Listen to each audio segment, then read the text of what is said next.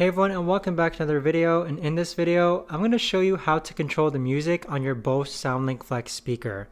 So this video is going to be particularly useful for individuals who are playing music on their Bose SoundLink Flex speaker.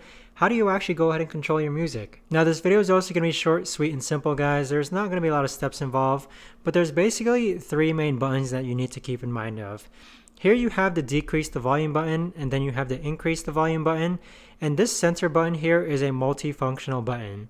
So if you press it once, that is going to pause or play your song.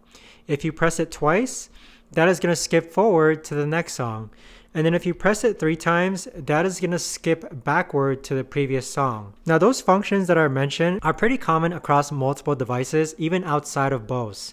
But that is essentially how to control your music on your Bose SoundLink Flex speaker. If you guys know of a better or easier way to actually do this, let me know in the comments down below. I would love to know.